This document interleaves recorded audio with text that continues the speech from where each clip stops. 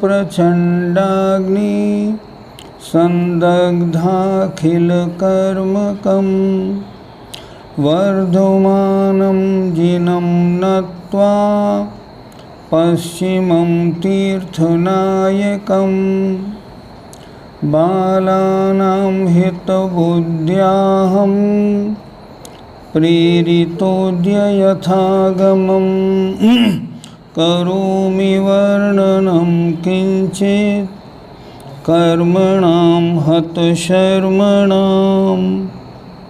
पंच परमेष्ठी भगवान की जय। संत शिरोमणि आचार्य विद्यासागर जी महाराज की जय।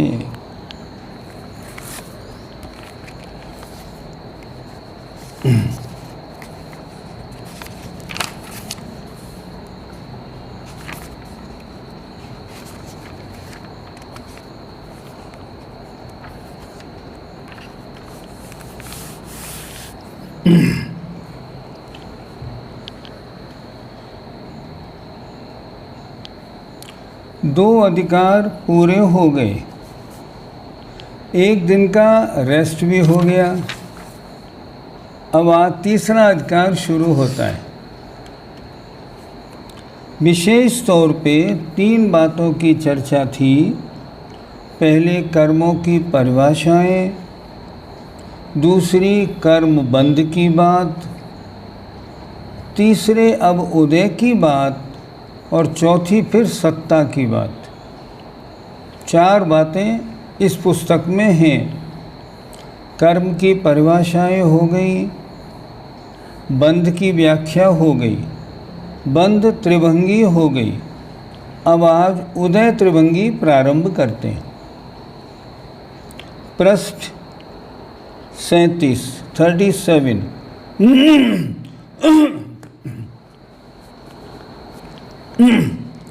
उदय किसे कहते हैं? द्रव्य क्षेत्र काल और भाव के अनुसार कर्मों का फल देना उदय कहलाता है। प्रश्न, कर्म तो जैसे हैं वैसा फल देंगे, द्रव्य क्षेत्र काल भाव क्या कर लेगा? नहीं, सब कुछ कर लेगा। द्रव्य क्षेत्र काल भाव जैसा होगा, कर्म का उदय वैसा होगा। ऐसा कैसे? ऐसा ऐसे मान लो आप समव शरण में बैठे हैं।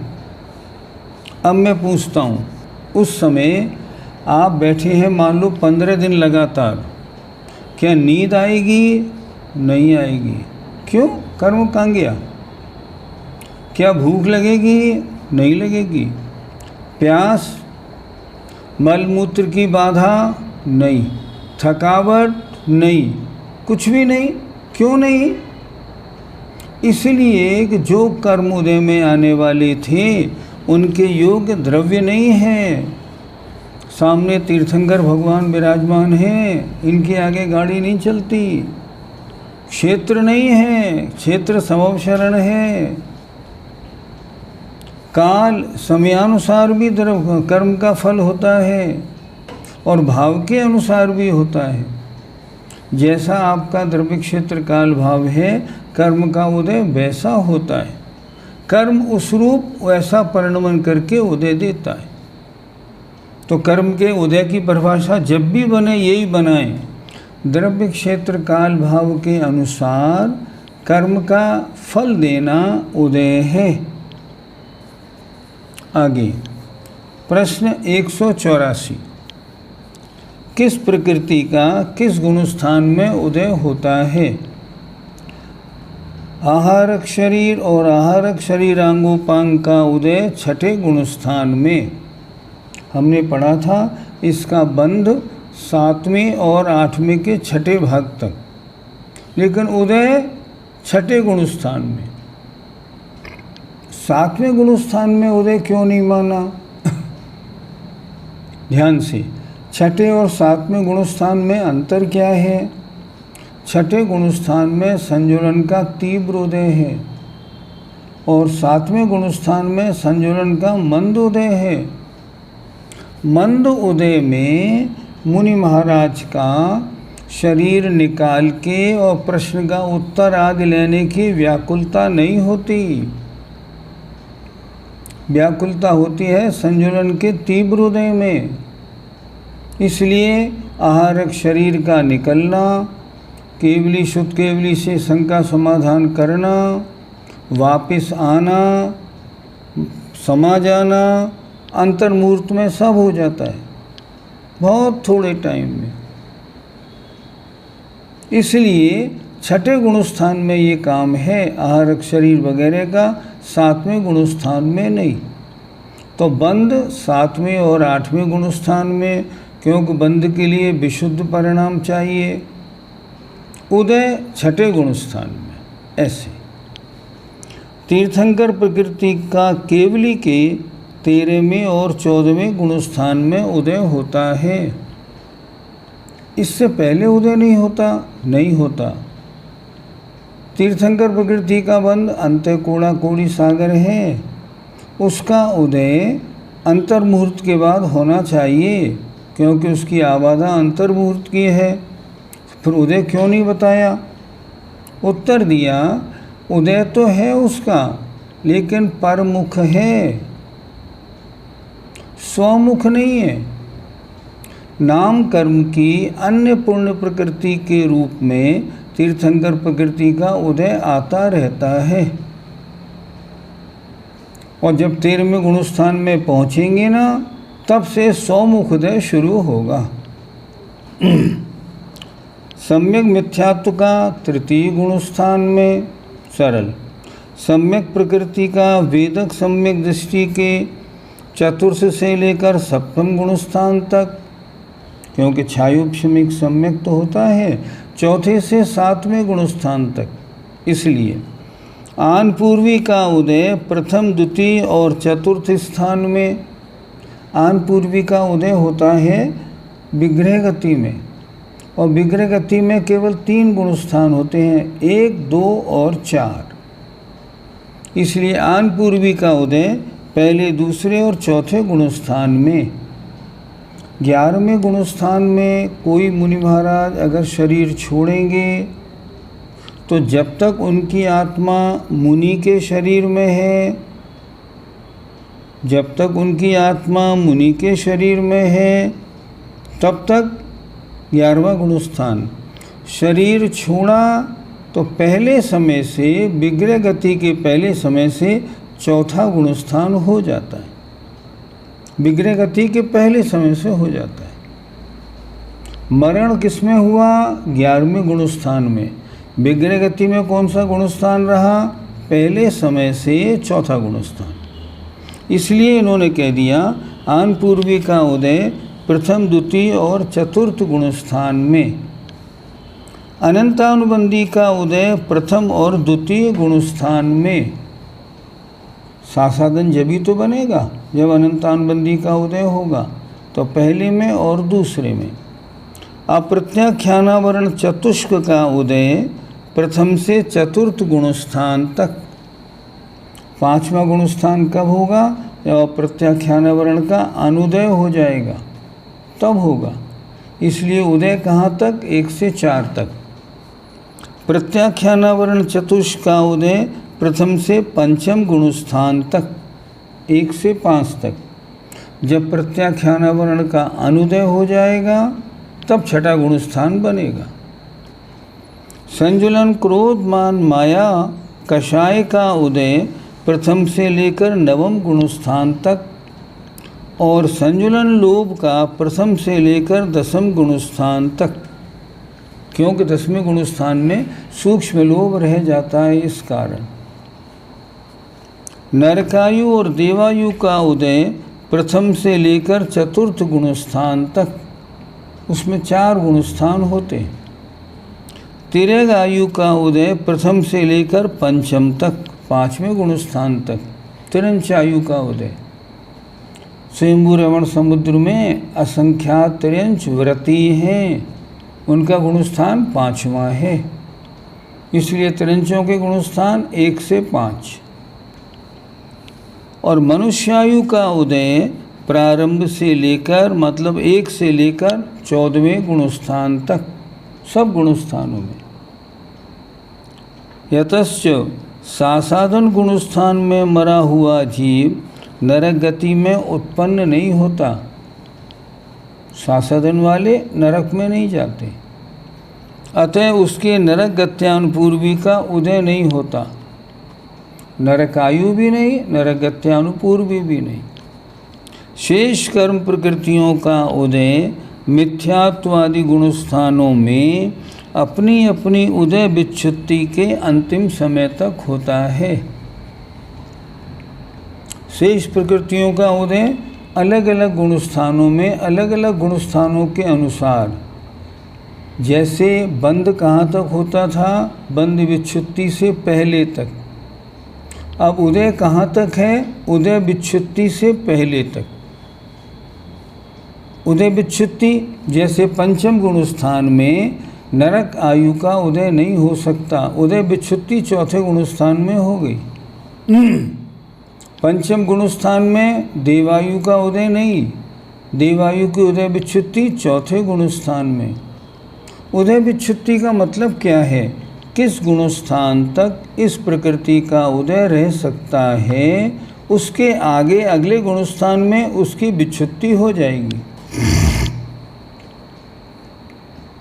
जैसे बंध विच्छुत्ति थी कि इस गुणस्थान तक इसका बंध है, आगे नहीं, उसी तरह यहाँ उदय विच्छुत्ति है कि यहाँ तक इस गुणस्थान तक इस प्रकृति की उदय है, इसके आगे विच्छुत्ति, ऐसे समझना।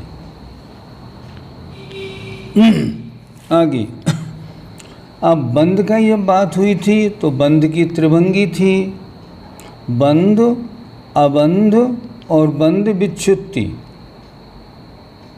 अब यहाँ उदय की बात है, तो उदय में भी ऐसी बात करेंगे।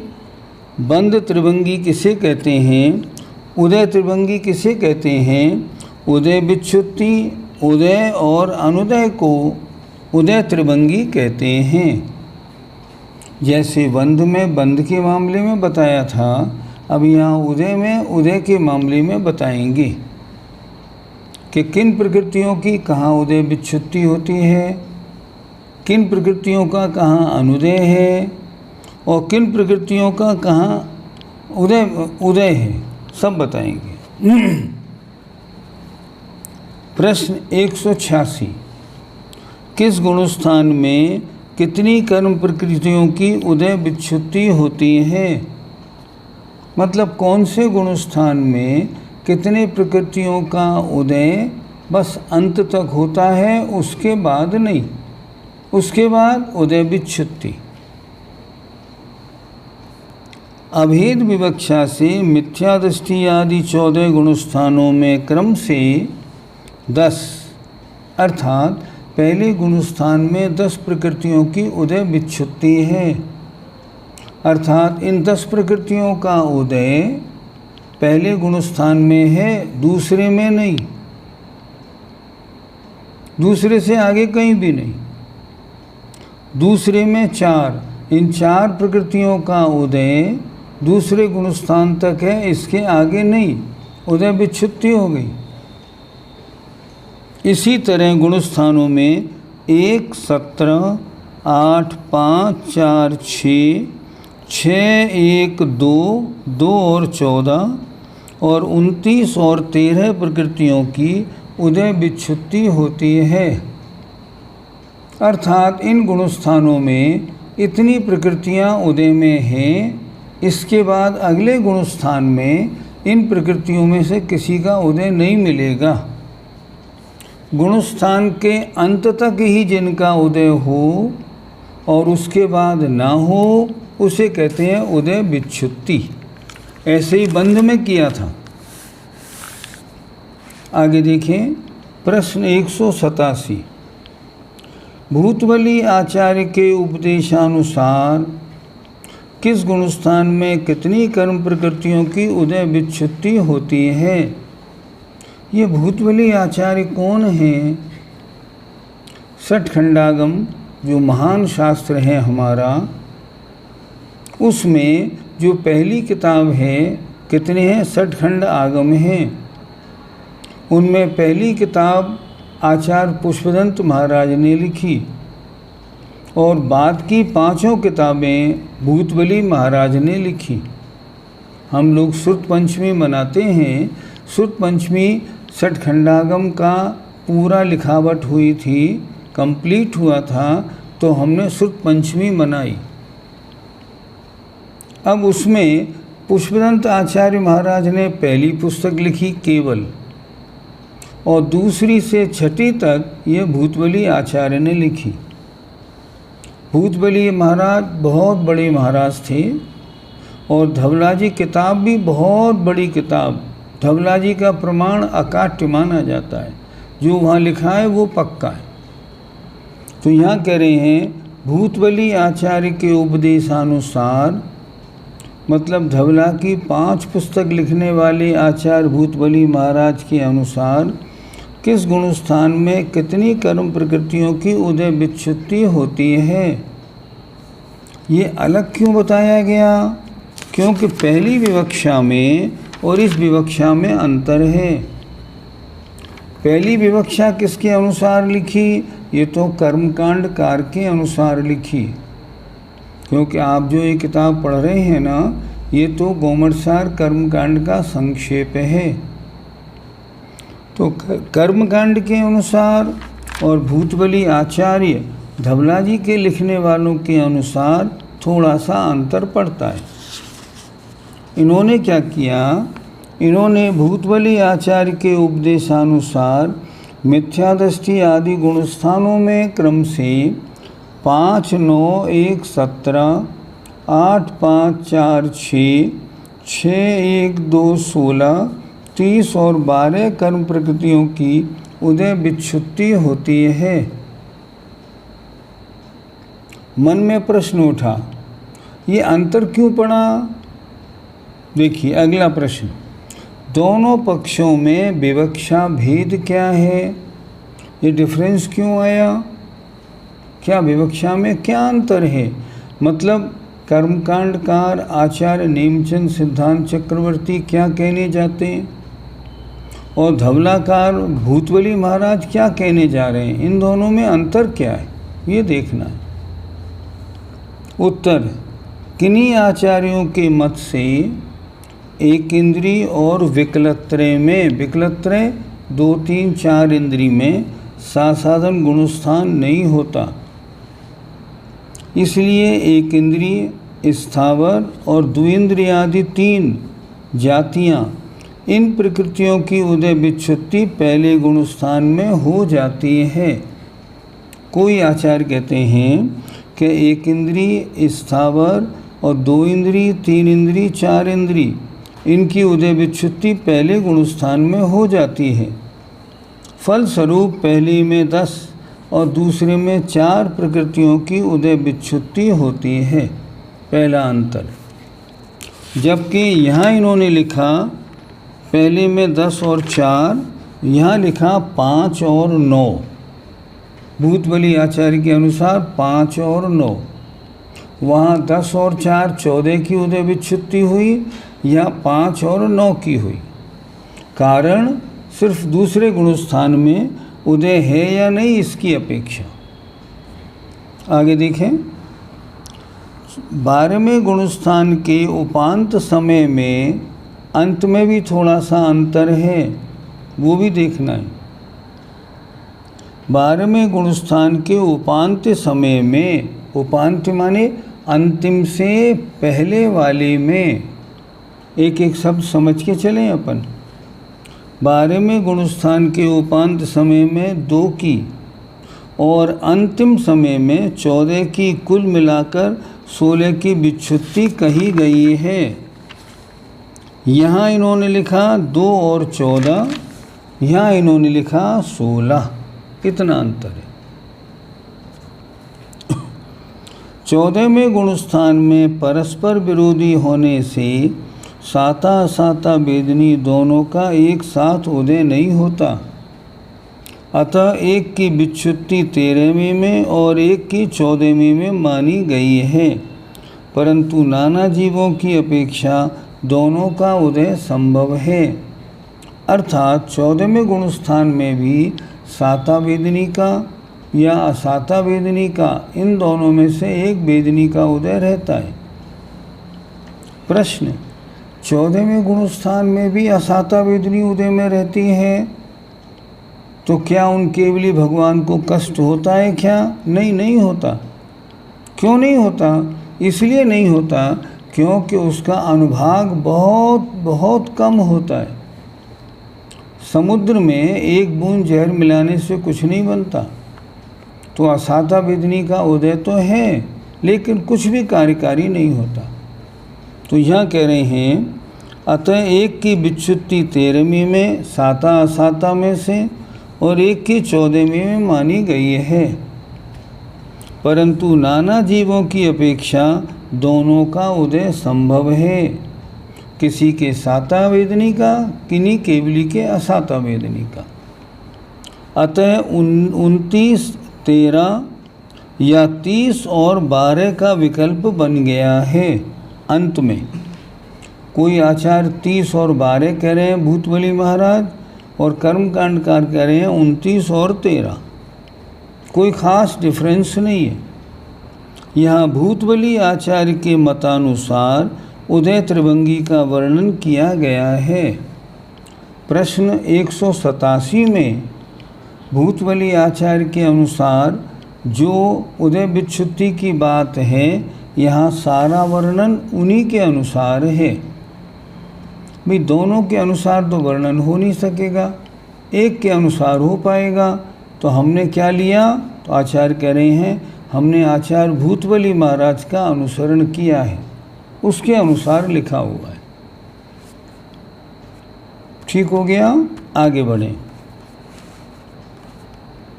मिथ्या दृष्टि गुण स्थान में विच्छिन्न होने वाली 5 प्रकृतियां कौन हैं? अर्थात पहले गुण स्थान में किन प्रकृतियों का उदय पहले गुण स्थान तक है, उनसे आगे नहीं। उत्तर, मिथ्यात्व, आतप, सूक्ष्म, अपर्याप्त और साधारण। इन 5 प्रकृतियों की उदय विच्छुत्ति प्रथम गुण स्थान में होती है, अर्थात द्वितीयादि गुण स्थानों में इनका उदय नहीं रहता। 5 का। अब एक एक गुण स्थान में किन किन प्रकृतियों की बंध विच्छुत्ति है वो बताएंगे। आप समझते चलें, जहाँ कोई आपके मन में शक आए तो प्रश्न डाल दें। अगला प्रश्न, द्वितीय गुण स्थान में विच्छिन्न होने वाली 9 प्रकृतियाँ कौन हैं? अर्थात वे प्रकृतियाँ कौन सी हैं जिनका उदय सिर्फ दूसरे गुण स्थान तक है, तीसरे में नहीं? कह रही है अनंतानुबंधी, क्रोध, मान, माया, लोभ। एक इंद्रिय, स्थावर, द्विइंद्रिय जाति, 3 इंद्रिय जाति, चतुरिंद्रिय जाति। इन 9 प्रकृतियों की उदय विच्छुत्ति द्वितीय गुण स्थान में होती है। ये 9 प्रकृतियाँ तीसरे चौथे गुण स्थान में उदय नहीं आ सकती, दूसरे तक है इनका उदय, दूसरे के अंत में इनकी उदय विच्छुत्ति हो जाती है। तृतीय गुण स्थान में विच्छिन्न होने वाली एक प्रकृति कौन है? सम्यक मिथ्यात्व प्रकृति। इसकी उदय विच्छुत्ति तृतीय गुण स्थान में होती है। इसका उदय सिर्फ एक ही गुण स्थान में रहता है, तीसरे में, न पहले दूसरे में, न चौथे पांचवें में, बस तीसरे में रहता है। चतुर्थ गुण स्थान में विच्छिन्न होने वाली 17 प्रकृतियां कौन हैं? अप्रत्याख्यान, आवरण, क्रोध, मान, माया, लोभ, वैक्रियक शरीर, वैक्रियक शरीरांगोपांग, नरगति, नरगत्यानुपूर्वी, देवगति, देवगत्यानुपूर्वी, नरकायु, देवायु, मनुष्यगत्यानुपूर्वी, तिरंगत्यानुपूर्वी, दुर्भग, अनादेय और अयशस कीर्ति। ये 17 प्रकृतियाँ जो हैं इनका उदय चौथे गुण स्थान तक है। 5वें गुण स्थान में इनका उदय नहीं रहता। चौथे गुणस्थान के अंत में इनकी उदय विच्छुत्ति हो जाती है। अच्छी तरह समझना, जैसे बंद विच्छुत्ति समझी थी ना, ऐसी उदय विच्छुत्ति समझनी है। पंचम गुणस्थान में विच्छिन्न होने वाली 8 प्रकृतियां कौन हैं? प्रत्याख्यान, आवरण, क्रोध, मान, माया, लोभ। ये 4 5वें गुणस्थान तक हैं। छठे गुणस्थान में इनका अनुदय है। तिरंचायु में तिरंचायु 5वें गुणस्थान तक, उद्योत 5वें गुणस्थान तक, नीच गोत्र 5वें गुणस्थान तक और तिरंच गति भी 5वें गुणस्थान तक। इन 8 प्रकृतियों की उदय विच्छुत्ति पंचम गुणस्थान में होती है। इन 8 वाला जीव 5वें गुणस्थान से ऊपर नहीं जाता। षष्ठ गुणस्थान में विच्छिन्न होने वाली 5 प्रकृतियां कौन हैं? उदय की अपेक्षा बात हो रही है, उदय विच्छुत्ति की बात है। आहारक शरीरांगोपांग आपने अभी पढ़ा था। इनका उदय मात्र छठे गुणस्थान में होता है। स्त्यान वृद्धि, निद्रा और प्रचला, इन 5 प्रकृतियों की उदय विच्छुत्ति छठे गुणस्थान में होती है। इससे आगे ये निद्रा वाली 3 प्रकृतियां उदय में नहीं आती। छठे गुणस्थान वालों के आती हैं। हाँ, आचार्यों ने लिखा है आती है, क्या बात है। सप्तम गुणस्थान में विच्छिन्न होने वाली 4 प्रकृतियां कौन हैं? सम्यक प्रकृति, बिल्कुल सप्तम गुणस्थान तक, क्योंकि छायोपशमिक सम्यक तो 8वें गुणस्थान में नहीं होता और छायोपशमिक सम्यक तो सम्यक प्रकृति के उदय में ही होता है। इसलिए इसका उदय सप्तम गुणस्थान तक। अर्धनाराज, कीलक और असंप्राप्ता श्रीपाटिका सहनन। क्यों? क्योंकि इन 3 सहनन वाले जीव 7वें गुणस्थान से ऊपर नहीं पाए जाते। इससे ऊपर तो फिर जो अच्छे वाले 3 सहनन हैं, वज्र, विषभ, नाराज, वज्र नाराज और नाराज, वो पाए जाते हैं। अष्टम गुणस्थान में विच्छिन्न होने वाली 6 प्रकृतियां कौन हैं? हास्य, रति, अरति, शोक, भय, जुगुप्सा। इन 6 प्रकृतियों की उदय विच्छुत्ति अष्टम गुणस्थान तक है। 9वें गुणस्थान में इन 6 में से कोई कषाय का उदय नहीं मिलेगा आपको। 8वें तक होती है। 9वें गुणस्थान में विच्छिन्न होने वाली 6 प्रकृतियां कौन हैं? नपुंसक वेद, स्त्री वेद, पुरुष वेद और संजलन, क्रोध, मान, माया। इन 6 प्रकृतियों की उदय विच्छुत्ति 9वें गुणस्थान में होती है। 10वें गुणस्थान में विच्छिन्न होने वाली एक प्रकृति कौन है? संजुलन, लोभ। उसका उदय 10वें गुणस्थान तक है। इस एक प्रकृति की उदय विच्छुत्ति 10वें गुणस्थान में होती है।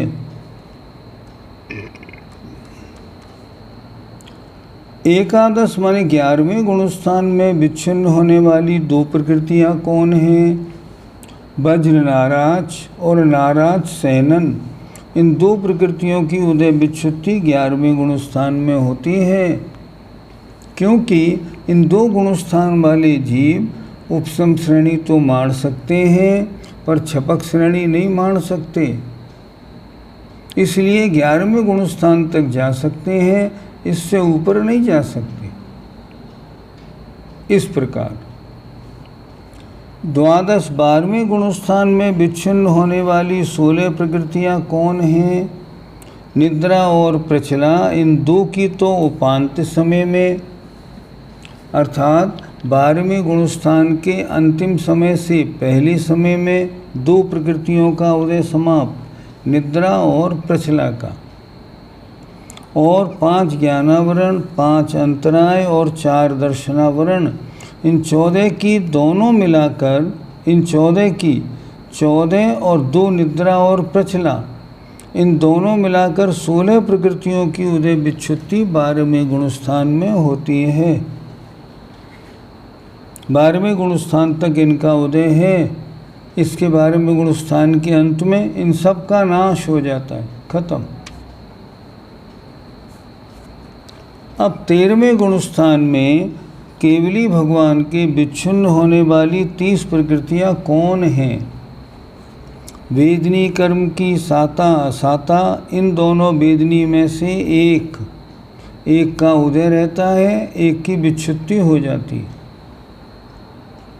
ब्रज वृषभ नाराज सहनन, ये 13वें गुणस्थान तक हो गया, तो क्या 14वें गुणस्थान में ये सहनन नहीं रहता? उत्तर, नहीं रहता। क्यों नहीं रहता? क्या शरीर नहीं है?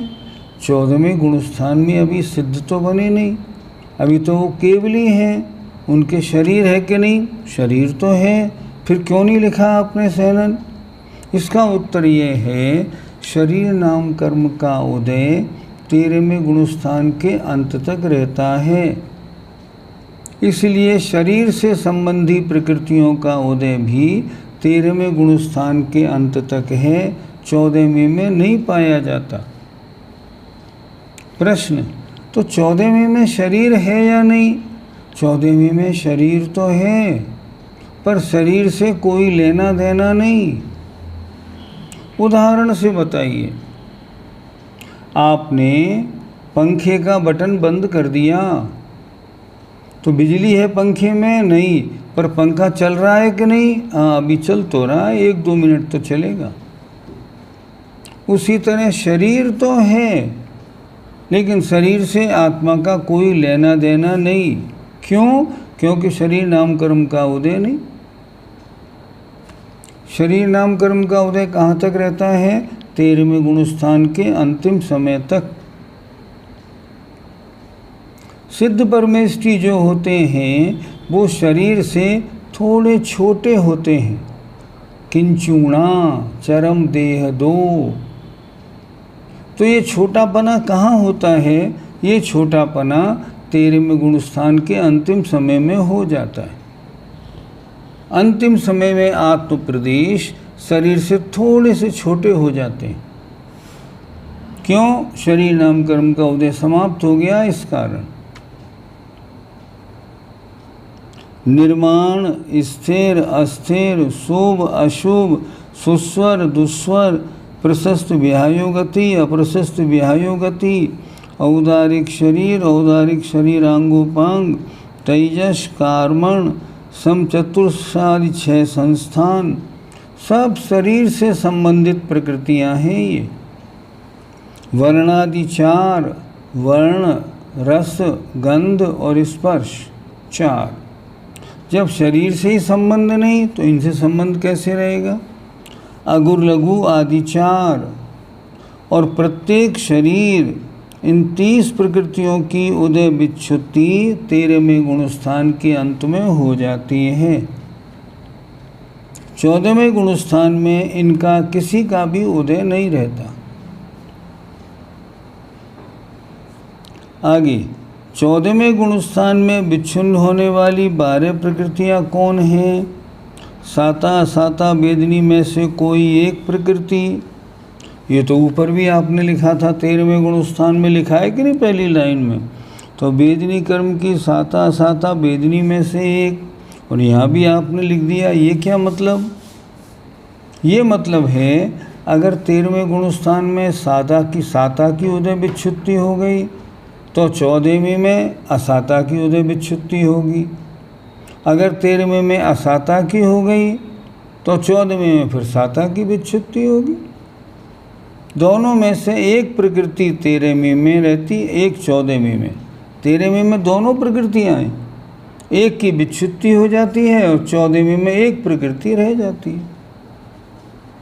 मनुष्य गति, हाँ, अभी तक 14वें गुणस्थान वाले जो भगवान हैं उनकी अभी मनुष्य गति है, पंचेंद्री जाति है, सुभग, लोगों को देखने में सुंदर लग रहे हैं, तरस हैं, बादर हैं, श्वासोच्छ्वास है, आदि यशस कीर्ति, तीर्थंकर और मनुष्यायु।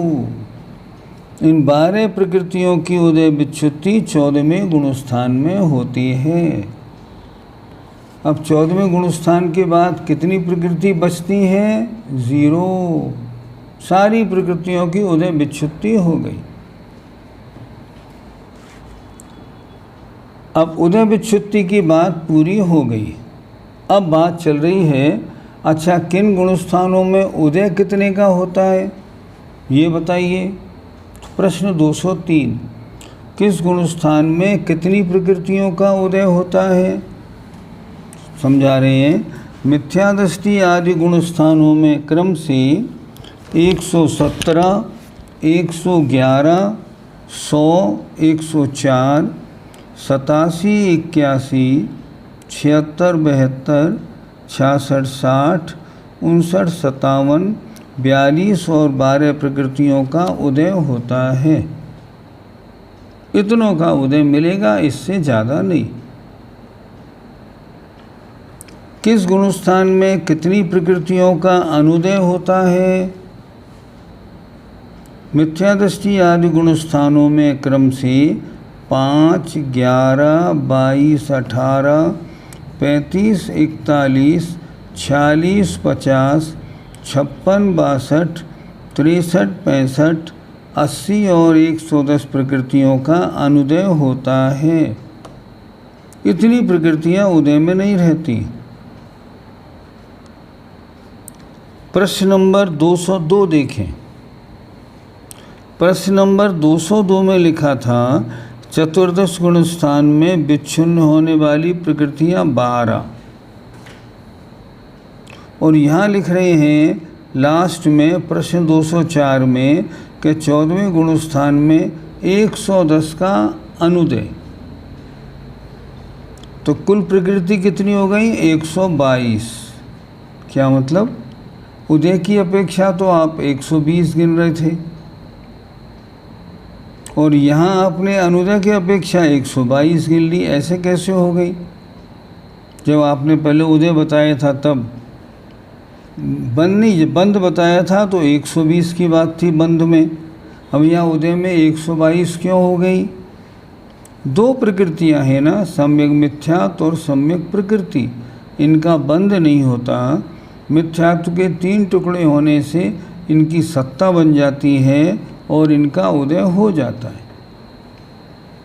जब बंध की बात करेंगे तो 120, उदय की बात करेंगे तो 122, और जब सत्व की बात करेंगे तो 148। बंध कितनी प्रकृतियों का? 120 का, क्योंकि 2 प्रकृति बंध योग्य नहीं। उदय कितनी का? 122 का, मिथ्या सम्यक मिथ्या सम्यक प्रकृति मिला देने से। सत्ता कितने की? 148 की। इस तरह इन तीनों की जब व्याख्या होगी तो इतनी इतनी प्रकृतियों की चर्चा होती है। अब थोड़ा आगे आए। आज थोड़ा सा एक सैंपल देखेंगे, बाकी कल करेंगे। प्रश्न का उत्तर बहुत बड़ा है। देखिए, कुल उदय योग प्रकृतियाँ 122 हैं, बंध योग 120 और उसमें 2 जोड़ दी सम्यक मिथ्या सम्यक प्रकृति 122। उनमें से प्रथम गुणस्थान में सम्यक मिथ्या सम्यक प्रकृति आहारक शरीर आंगोपांग और तीर्थंकर, इन 5 प्रकृतियों का उदय न होने से ये अनुदय 5 का। क्योंकि देखो, सम्यक मिथ्या तो तीसरे गुणस्थान में उदय आएगी, सम्यक प्रकृति 4 से 7 में आएगी, आहारक शरीर आंगोपांग 6ठे में उदय आएगा, और तीर्थंकर प्रकृति ये मिथ्यात्व गुणस्थान में उदय आती ही नहीं, सम्यक दृष्टि के आती है। इसलिए इन 5 प्रकृतियों का उदय न होने से 117 का उदय है। किसमें? पहले गुणस्थान में। प्रश्न, क्या एक जीव के, मान लो हमारा पहला गुणस्थान है, तो क्या हमारे 117 का उदय बराबर रहता है? नहीं, ये नहीं सोचना। तो ये क्यों लिखा? ये इसलिए लिखा, पहले गुणस्थानवर्ती जितने जीव हैं 117 प्रकृतियों का उदय पहले गुणस्थान तक मिलेगा। किसी में कोई सा, किसी में कोई सा, किसी में कोई सा। क्या मतलब? अब किसी के हुंडक संस्थान, किसी के बामन संस्थान, किसी के कुब्जक संस्थान, किसी के समचतुरस संस्थान, ये थोड़ी है कि छयों का उदय हो जाएगा। लेकिन मिथ्या दृष्टि जीवों की 117 प्रकृतियों का उदय पाया जाता है, ये इनका मतलब है। क्यों? क्योंकि उदय योग 122 में से 5 प्रकृतियां पहले गुणस्थान में उदय वाली नहीं है, इसलिए उपर्युक्त 5 का अनुदय है और 5 की उदय विच्छुत्ति है। मतलब यहाँ तक 5 का उदय है, आगे नहीं होगा उनका उदय। और 5 का अनुदय है, वो आगे उदय में आ सकती है। क्या मतलब? अब जैसे सम्यक मिथ्यात्व पहले में उदय नहीं है, तीसरे में उदय आ जाएगी। अब सम्यक प्रकृति पहले गुणस्थान में उदय नहीं है, लेकिन 4 से 7 तक छायोपशमिक सम्यक्त्व के साथ उदय में आ जाएगी। ऐसे क्या मतलब हुआ? उपर्युक्त 5 का अनुदय है और 5 की उदय विच्छुत्ति है। उदय विच्छुत्ति प्रश्न नंबर 189 देख लीजिए। प्रश्न नंबर 189 में लिखा कि मिथ्या दृष्टि गुणस्थान में विच्छिन्न होने वाली 5 प्रकृतियां कौन हैं? इन 5 का उदय पहले गुणस्थान तक है, इसके आगे नहीं। अनुदय वाली प्रकृतियों का उदय आगे हो सकता है, ध्यान से, पर उदय विच्छुत्ति वाली प्रकृतियों का उदय आगे नहीं हो सकता। जैसे अनुदय है आहारक शरीर आहारक आंगोपांग का, वो छठे में उदय में आ जाएगी। अनुदय है सम्यक मिथ्यात्व का, वो तीसरे में उदय आ जाएगी।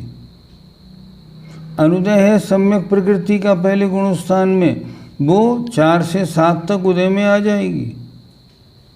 लेकिन बंद जिनकी उदय विच्छुत्ति है, वो पहले गुणस्थान के बाद कभी उदय में नहीं आएंगी।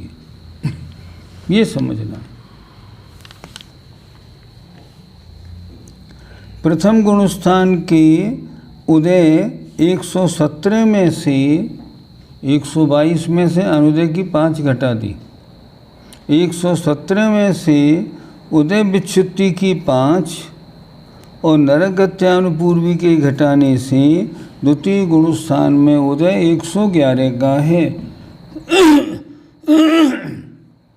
यहाँ नरकगत्यानुपूर्वी क्यों घटाई?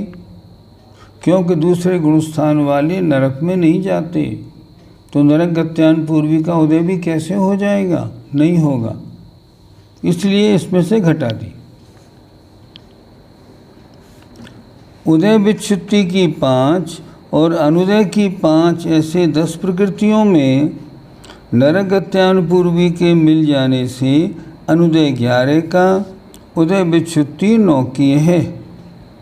ये उन्होंने निष्कर्ष निकाल दिया कि इतने का उदय, इतने का अनुदय और इतने की उदय विच्छुत्ति। हमने बंध में भी ऐसा ही सीखा था। इस गुणस्थान में एक दिन प्रकृतियों का बंध, इतनी का अबंध, इतने की बंध विच्छुत्ति।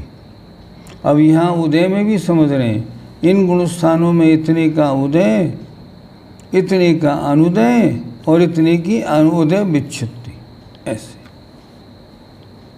एक बार फिर देख लें यहाँ तक, क्योंकि आगे बहुत सारे प्रकरण इसी से संबंधित आएंगे। देखो, कुल उदय योग प्रकृतियाँ 122 हैं। उनमें से प्रथम गुणस्थान में सम्यक मिथ्यात्व सम्यक प्रकृति, आहारक शरीर आहारक आंगोपांग और तीर्थंकर, इन 5 प्रकृतियों का उदय न होने से इनका उदय नहीं होता। 117 का उदय है, मतलब पहले गुणस्थान में जितने भी जीव संसार में हैं उनके 117 में से कुछ प्रकृतियों का उदय पाया जाएगा, पूरी 117 का नहीं। मान लो हम में से कोई पहले गुणस्थान में हो तो उसके 117 का उदय हो जाए, ऐसे नहीं होगा। लेकिन इन 117 का उदय होगा तो पहले गुणस्थान वाले जीवों के ही होगा।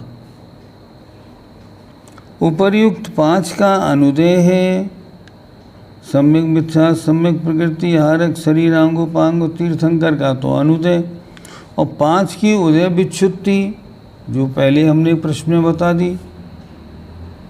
प्रथम गुणस्थान के उदय योग 117 में से उदय विच्छुत्ति की 5 घटा दी और एक नरक गत्यान पूर्वी के घटाने से अब द्वितीय गुणस्थान में उदय योग्य 111 प्रकृति रहती हैं। कितने का उदय, कितने का अनुदय, कितने की उदय विच्छुत्ति, इनका पूरा कैलकुलेशन इस प्रश्न में हो गया। इसी तरह आगे अब जो आएगा पूरा ये, क्योंकि ये इस प्रश्न का उत्तर बहुत बड़ा लिखा है इन्होंने, बहुत समझेंगे आराम से कल और इसको करेंगे। आइए प्रश्नों को देखते हैं। एक व्यक्ति 7 तत्वों का श्रद्धान करता है, कुदेव, कुशास्त्र, कुगुरु का त्यागी है, किंतु उसे अनंत काल से अब तक करण लब्धि की प्राप्ति नहीं हुई, तब उसका गुणस्थान कौन सा होगा? पहला। अभी वो मिथ्या दृष्टि है, करण लब्धि नहीं हुई, सम्यक दर्शन नहीं हुआ, गुणस्थान पहला। ठीक। और वह 11वीं प्रतिमा के व्रत धारण कर लेता है, गुणस्थान पहला। तो उसे आहार दान, वस्त्रदान आदि का क्या फल होगा? प्रश्न बहुत अच्छा है। मान लीजिए 2 तरह की बात है, ध्यान से सुनेंगे। एक तो ऊपरी पूरे मूल गुणों का पालन, एक अंदर में गुणस्थान का होना, ये 2 अलग अलग बात है। कोई मुनि महाराज हैं, उनकी चर्या आगम के अनुसार है, लेकिन गुणस्थान उनका पहला है। अगर उनको हम दान देंगे तो हमें किसके दान का फल मिलेगा? उत्तम पात्र का, या कुपात्र का, या अपात्र का? आचार्यों ने क्या लिखा? ध्यान से। दान का वर्णन चरणान योग में है, इसलिए दान के मामले में गुणस्थान नहीं लगाना। फिर तो हम जो कोई मुनि कितना ही भ्रष्ट हो, कैसा भी हो, उन्हें दान दे दें, क्या फर्क पड़ता है? नहीं नहीं, चर्या ऊपर की पूरी देखनी है तो इनके मूल गुणों का सही पालन हो रहा है नहीं हो रहा। अगर चर्या नहीं है और फिर भी आपने आहार दे दिया तो कुपात्र माने जाएंगे, तो कुपात्र माने जाएंगे। और मूल गुण सारे बिल्कुल ठीक हैं, चर्या बिल्कुल अच्छी है और आपने उनको आहार दिया है, तो चाहे उनका गुणस्थान पहला हो, आपको फल उत्तम पात्र को फल देने का मिलेगा। क्यों? क्योंकि आपके परिणामों की विशुद्धि तो उनकी ऊपरी चर्या से बनती है, अंदर के परिणामों की आपको क्या मालूम? प्रश्न बहुत अच्छा है, अच्छी तरह समझना चाहिए। अगर वह 11वीं प्रतिमा के व्रत धारण कर लेता है तो उसे आहारदान, वस्त्रदान आदि का क्या फल होगा? अगर 11वीं प्रतिमा को वो ठीक तरह पाल रहे हैं क्षुल्लक अवस्था में, आपको बिल्कुल मध्यम पात्र का फल मिलेगा। अंदर से गुणस्थान हो या नहीं हो, कोई दिक्कत नहीं, ये समझना है। आगे क्या कारण है कि त्रिंच आयु को पुण्य प्रकृति माना गया, जबकि त्रिंच गति तो पाप प्रकृति है? बिल्कुल। अगर कोई आपसे कहे अगले जन्म में त्रिंच बनना चाहते हो क्या? बिल्कुल नहीं। तिरंच, अरे जानवर बनेंगे हम क्यों बनेंगे? इसलिए तिरंच गति अशुभ। लेकिन जो व्यक्ति तिरंच बन गया, उससे पूछो तुम मरना चाहते हो क्या? नहीं, कभी नहीं, मैं अपने में बहुत खुश। यहाँ एक मक्खी बैठी है, आप अपना हाथ उसके पास ले जाओ, फौरन उड़ के भाग जाएगी। तुम मक्खी हो, मर जाओ तो अच्छा है। नहीं नहीं, मैं सुखी हूँ बिल्कुल। तिरंच गति कोई चाहता नहीं, इसलिए अशुभ। तिरंच आयु में पैदा होने के बाद कोई मरना नहीं चाहता, इसलिए तिरंच आयु शुभ। ऐसे लगाना। देव आयु में वर्तमान आयु में 6 माह शेष रहने पर 8 अपकर्ष काल होते हैं। तो बताइए, प्रथम अपकर्ष काल 6 माह के प्रथम अंतर्मुहूर्त पर माना जाएगा या 4 माह व्यतीत हो जाने पर 2 माह शेष रहने पर प्रथम अंतर्मुहूर्त माना जाएगा? बिल्कुल, 4 महीने गुजर जाने पर 2 महीने की आयु शेष रह जाएगी, तब पहला अंतर्मुहूर्त जो होगा ना, वो है आयुबंध के योग्य। 6 महीने में 8 अपकर्ष काल आते हैं, इस कारण। नवक बंध क्या होता है एवं किस गुण स्थान में होता है? नवक बंध, जो नया बंध होता है वो नवक बंध।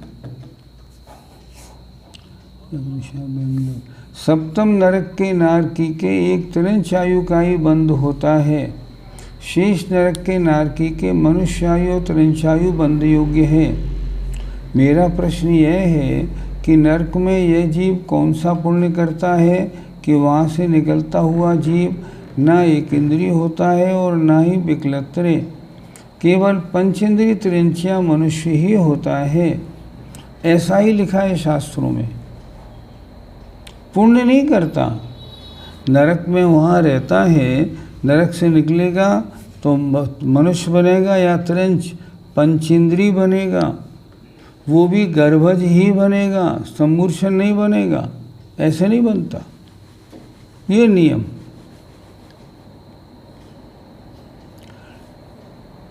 कर्म में स्पर्श रस आदि कैसे होते हैं? अच्छा, कर्म वर्गणा है क्या?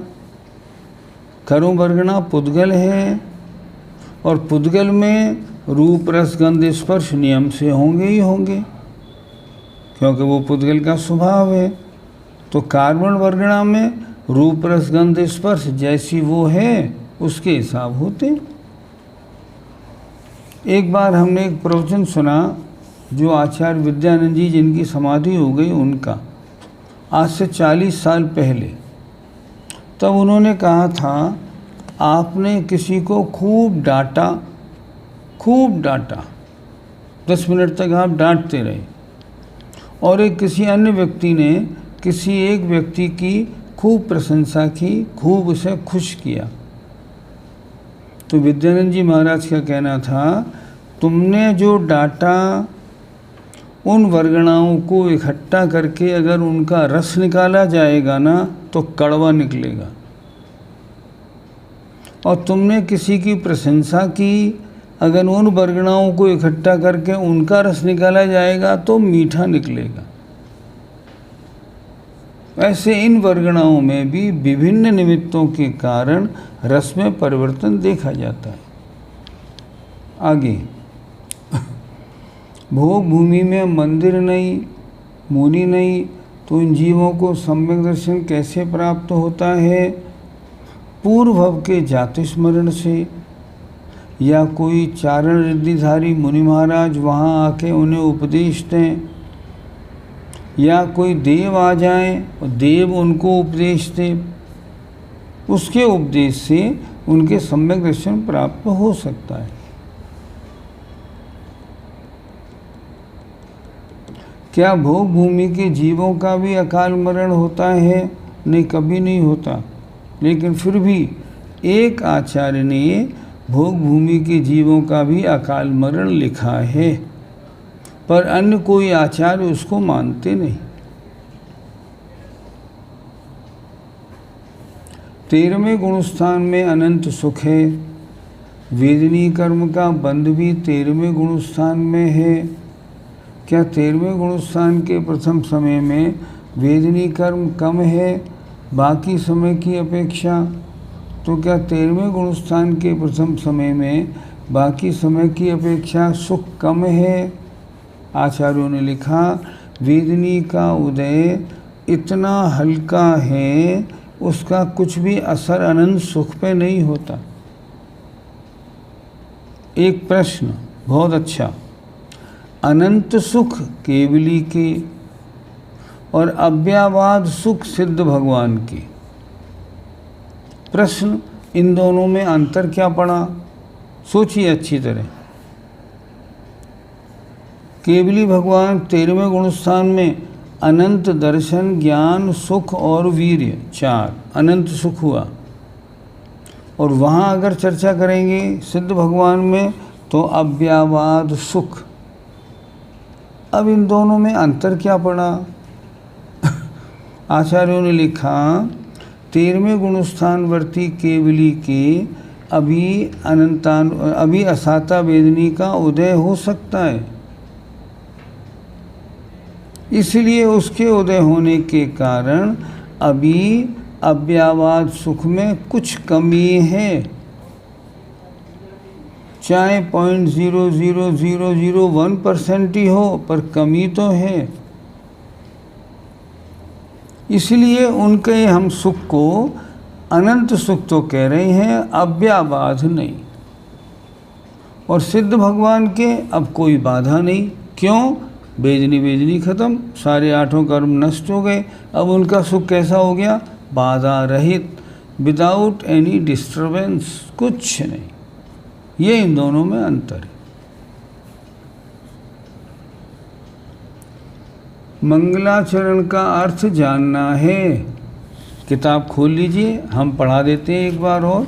पहले दिन हमने 2 बार इसीलिए पढ़ाया था, थोड़ा कड़ा है, फिर भी पक्का कर लो, फिर आ जाए, कोई बात नहीं। शुक्ल ध्यान प्रचंडाग्नि, शुक्ल ध्यान रूपी प्रचंड अग्नि से जिन्होंने संदग्धो जला डाले हैं, अखिल माने संपूर्ण कर्मकम कर्मों को। शुक्ल ध्यान रूपी प्रचंड अग्नि से जिन्होंने अखिल माने संपूर्ण कर्मों को संदिग्ध जला दिया है, नष्ट कर दिया है, ऐसे वर्धमान जिनेन्द्र को नमस्कार करके। कैसे थे वर्धमान भगवान? पश्चिमम माने अंतिम, तीर्थनायकम तीर्थंकर, मतलब अंतिम तीर्थंकर वर्धमान जिनेन्द्र को नमस्कार करके, जिन्होंने शुक्ल ध्यान रूपी प्रचंड अग्नि से समस्त कर्मों को जला डाला है, मैं उनको नमस्कार करके बालानाम हित बुद्ध्याहम, बालानाम नए नए प्रवेशियों की अपेक्षा, बच्चों की अपेक्षा, बच्चों की हित की माने कल्याण की बुद्धि से, अहम माने मैं, प्रेरितोद्य प्रेरित होता हुआ, अद्य माने आज, यथागमम आगम के अनुसार, हत शर्मणाम, शर्म माने सुख, जो सुख को नष्ट करने वाले हैं, ऐसे कर्मणाम, ऐसे कर्मों का किंचित वर्णनम करोमि, कुछ वर्णन करता हूँ संक्षेप में। ठीक हो गया? चलें आगे।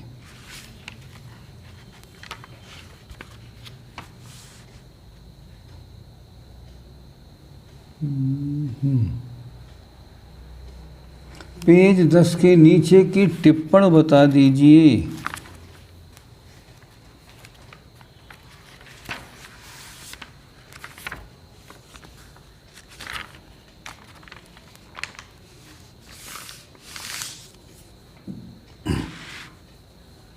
सर्वार सिद्धि में कहा है कि नपुंसक वेदोदया तदुभय शक्ति विकलम नपुंसकम, अर्थात नपुंसक वेद के उदय से दोनों शक्तियों स्त्री व पुरुष रूप से रहित नपुंसक है।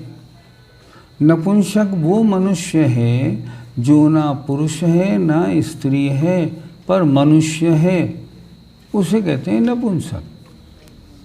जीव कांड में द्रव्य नपुंसक के लिए कहा है, नपुंसक वेद के उदय से तथा निर्माण नाम कर्म के उदय से युक्त अंगोपांग नाम कर्म के उदय से दोनों लिंगों से भिन्न शरीर वाला द्रव्य नपुंसक होता है, जिसके शरीर में अंग न पुरुष जैसे हैं न स्त्री जैसे हैं, वो होता है नपुंसक। वही भाव नपुंसक के लिए लिखा है कि दाढ़ी, मूछ और स्तन आदि स्त्री और पुरुष के द्रव्य लिंगों से रहित ईंट पकाने के पजावे की आग के समान तीव्र काम वेदना से पीड़ित तथा कलुषित चित्त वाले उस मोह जीव को परमागम्य नपुंसक कहा है। अर्थात उस नपुंसक वेद वाले के काम वासना कितनी होती है? स्त्री पुरुषों से बहुत ज़्यादा। इसी के कारण तो वो नपुंसक बना है, नहीं तो क्यों बनता। उस जीव के स्त्री और पुरुष की अभिलाषा रूप तीव्र काम वेदना लक्षण वाला भाव नपुंसक वेद होता है। उसके कारण स्त्री और पुरुष सबसे काम वासना की इच्छा उसके बनती है। आगे, जैन मंदिर में अभिषेक और प्रक्षाल महिलाएं नहीं करती हैं, लेकिन जो महिलाएं इस समय पर हाथ से अभिषेक करने के एक्शंस करती हैं, क्या उन्हें इसका दोष लगता है? नहीं लगता, नहीं लगता। मतलब जो चढ़ाने के साथ चढ़ाने का एक्शन कर रही हैं, या जो छत्र लगाने का एक्शन कर रही हैं, चमड़ ढोने का एक्शन कर रही हैं, नहीं, उन्हें पाप नहीं लगता। अगर वो उस समय निंदा सहित प्रवर्तमान हैं, अगर मैं पुरुष होती तो देखो तो भगवान का अभिषेक कर लेती, मेरे तो कैसे पाप का उदय है। अगर ऐसे विचार हैं तो अगले जन्म में निश्चित रूप से मनुष्य पर्याय, पुरुष की पर्याय मिल सकती।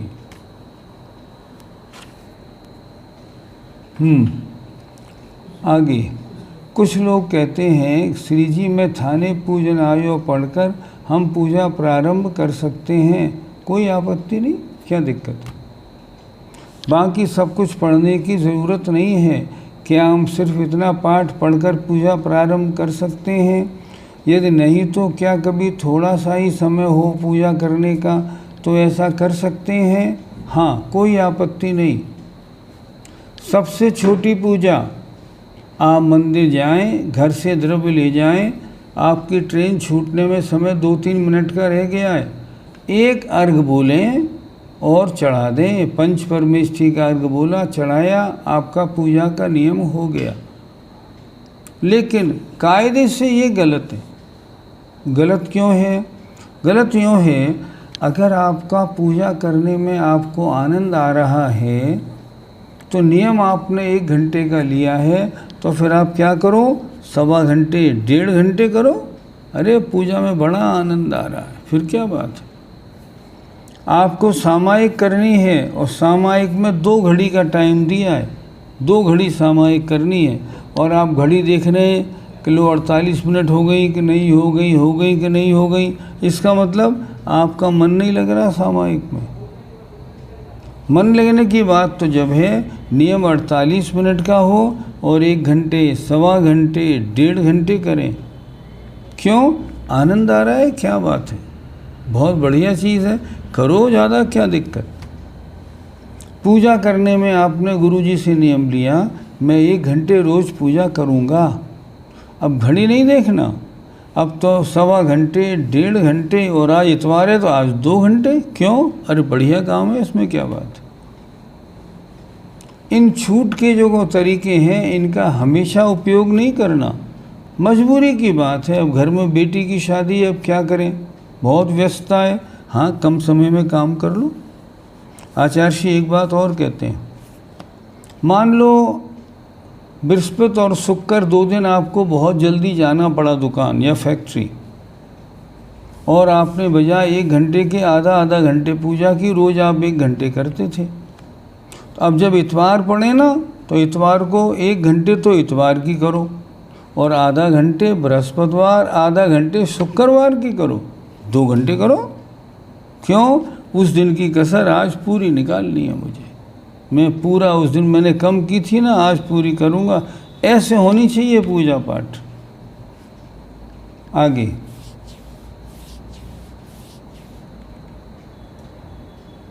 निदान बंद समझा दीजिए। मैंने एक बात आप लोगों से पहले भी कही थी, यहाँ जितना शंका समाधान हो वो पुस्तक से संबंधित करिए, जनरल नहीं। जनरल के लिए तो प्रमाण सागर जी, सुधा सागर जी रोज करते ही हैं, वो वहाँ कर लो। इस पुस्तक से संबंधित यहाँ करें। ऐसा करेंगे तो अच्छा होगा। हमें पुस्तक का रिवीजन करना है। आज मैं बता देता हूँ, लेकिन आइंदा नहीं बताऊँगा।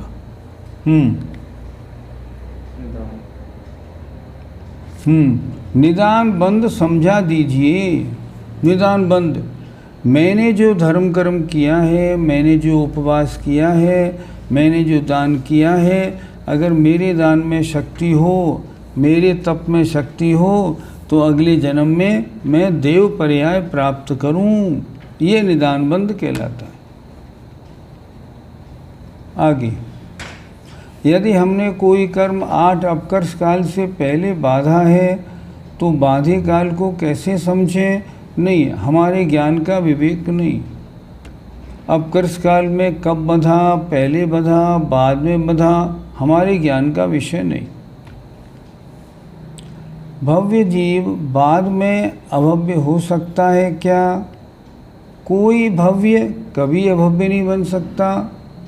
और तीर्थंकर भगवान भी आ जाएं तो अभव्य को भव्य नहीं बना सकते। क्यों? ये वस्तु का स्वभाव है, इसमें कोई चेंज नहीं कर सकता। जो भव्य है भव्य ही रहेगा, अभव्य है अभव्य ही रहेगा, दूरान दूर भव्य है तो दूरान दूर भव्य ही रहेगा। इनमें कोई चेंज नहीं होता। प्रतिजीवी गुण की परिभाषा क्या बनेगी? क्वेश्चन नंबर 20 से लिखनी है। 2 तरह के गुण होते हैं, एक अनुजीवी और एक प्रतिजीवी। अनुजीवी गुण जो आत्मा में गुण हैं, अनंत दर्शन, ज्ञान, सुख और शक्ति, ये अनुजीवी। और प्रतिजीवी गुण जो आत्मा में नहीं हैं, जैसे सूक्ष्मत्व, बादरपना नहीं होना, ऐसे। जैसे और देखें, जैसे आत्मा में मूर्तत्व, ये मूर्तत्वपना नहीं है, अमूर्तत्वपना है, ये प्रतिजीवी। कोई मान लो कोई बच्चा गोरा है, हम उससे कहें देखो ये काला नहीं है, तो ये प्रतिजीवी। और गोरा है ये अनुजीवी। जो गुण उसमें हैं वो अनुजीवी, और जो चीज़ें नहीं हैं वो प्रतिजीवी। अब अगुर लघुत्व गुण, गोत्र कर्म के कारण नीच और उच्च का व्यवहार होता था। ये नीच कुल, ये उच्च कुल। अब गोत्र कर्म नष्ट हो गया, अब ऊंचे नीचे का भेद खत्म। तो ये ऊंचे नीचे का जो भेद खत्म हुआ, ये कोई आत्मा का गुण नहीं है, ये तो प्रतिजीवी गुण है। कोई हो व्यक्ति, मान लो दुबला पतला इकेरे बदन का, वजन 40 किलो, हम कहें ये मोटा नहीं है, तो ये कोई उसका गुण नहीं है, ये प्रतिजीवी गुण। ऐसे अभाव रूप गुणों को प्रतिजीवी, सद्भाव रूप गुणों को अनुजीवी कहते हैं। चलो आगे, खत्म।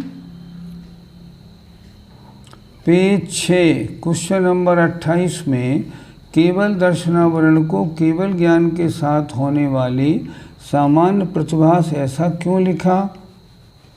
बिल्कुल सही लिखा उन्होंने। हमारे शक्ति की कमी है, इसलिए पहले दर्शन बाद में ज्ञान। केवली की अनंत शक्ति है, एक साथ ज्ञान एक साथ दर्शन। उनके दोनों एक साथ होते हैं। दर्शन से वो क्या जानते हैं, ये जीव है।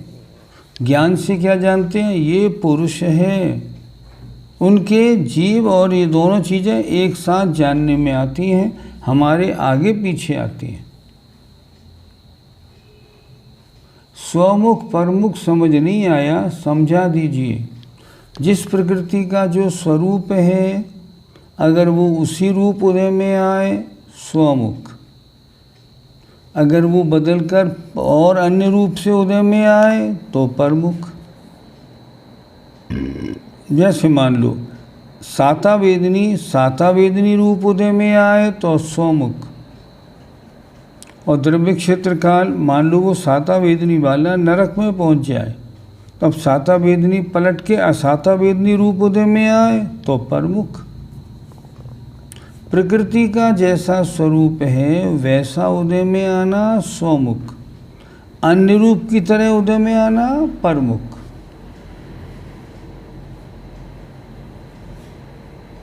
सभी गुणस्थानों में उदय प्रथम गुणस्थान क्या?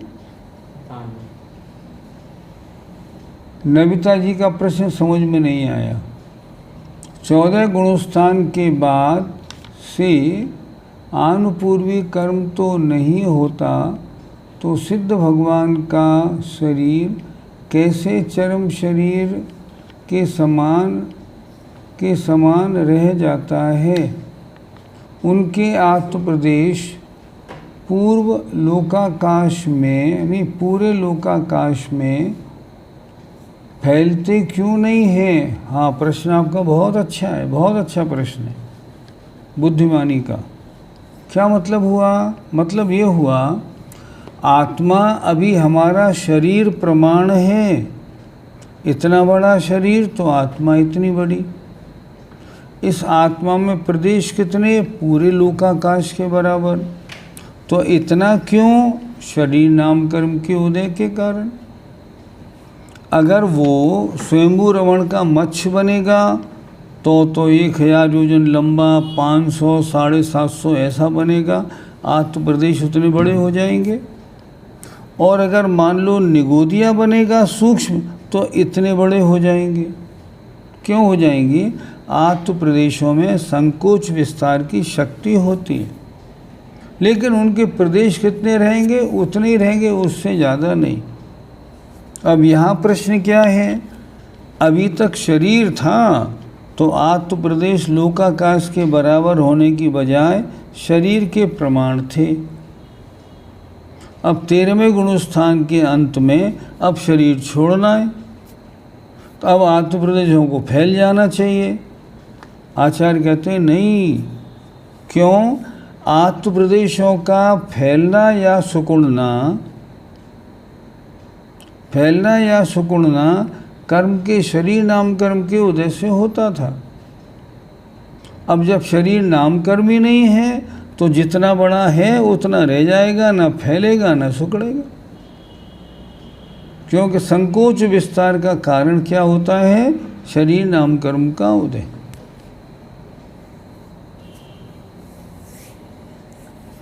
क्या लिखा? से ही क्यों मानते गे? नविता जी का सभी गुणस्थानों में उदय प्रथम गुणस्थान से ही क्यों मालूम नहीं। आगे, निगोदिया जीव मनुष्यायु का बंध कैसे होता है? उसका तो पहला गुणस्थान है। क्यों? इससे क्या हुआ? क्या पहले गुणस्थान वाले मनुष्यायु का बंध नहीं करते? नारकी जीव पहले गुणस्थान वाले मरने के बाद यहाँ मनुष्य बनते हैं, आपत्ति थोड़ी है। स्वयंभू रमण समुद्र के तिरंच को सम्यक्त किसे या किस निमित्त से प्राप्त होता है? हाँ, वहाँ देवों द्वारा उपदेश दिया जाता है। दूसरी बात, पूर्व भव का जातुस्मरण हो जाता है, उसके कारण उन्हें सम्यक्त की प्राप्ति हो जाती है। उदय उदीर्णा में क्या अंतर है? कल हमने बताया था। समय से जो उदय आ रहा है अपने समय पे उदय, और जो समय से पहले उदय में आ रहा है उसका नाम उदीर्णा। उदय विच्छुत्ति को अच्छी तरह समझा दीजिए, लिखना है। उदय विच्छुत्ति का मतलब उदय रुक जाना, उदय विच्छुत्ति है। बंद रुक जाना, बंद विच्छुत्ति है। विच्छुत्ति माने रुक जाना। क्या कोई देव तीर्थंकर के पाद मूल में जाकर 16 कारण भावना भाकर तीर्थंकर प्रकृति का बंद कर सकता है? कि मनुष्य ही कर सकते हैं क्या? हाँ बिल्कुल। और सिर्फ मनुष्य भी कहाँ के? कर्म भूमि के। और कर्म भूमि में कहाँ के? आर्य खंड के, म्लेच्छ खंड के नहीं, भोग भूमि के भी नहीं। पहली बात, कर्म भूमि का मनुष्य है, वो ही कर सकेगा और कोई नहीं। विच्छुत्ति क्या होती है भैया? ये तो हम बहुत दिनों से गा रहे हैं, बंद विच्छुत्ति, अब ये उदय विच्छुत्ति, अब ये सत्य विच्छुत्ति। विच्छुत्ति माने रुक जाना। साधिबंध और अध्रुबंध में अंतर समझ नहीं आया। अध्रुबंध जो निरंतर नहीं होता, कभी है कभी नहीं है, और साधिबंध जो अनादि से था लेकिन अब टूट के फिर नया शुरू हुआ है, वो साधिबंध। अंतिम प्रश्न आज का, मनुष्य जब शरीर छोड़ता तब विग्रह गति में आत्मप्रदेश मनुष्य रूप में रहते हैं, पर जब गर्भ में पहुंचकर बिंदु रूप में हो जाते हैं या उसके जिस गति में जन्म लेना होता है तो उस रूप हो जाते हैं। अंग उपांग तो बाद में बनते हैं। बिल्कुल, जिस रूप में उसको जन्म लेना है उस रूप की पहली पैदाइश के रूप से बन जाते हैं। अंग उपांग तो बाद में बनते हैं, शुरू में तो पहले जन्म होता है, उस समय अंग उपांग नहीं होते। आपका समय हो गया, इसको अच्छी तरह और देख लीजिए उदय विच्छुत्ति को। जय जिनेंद्र कर ले। जय जिनेंद्र, जय जिनेंद्र।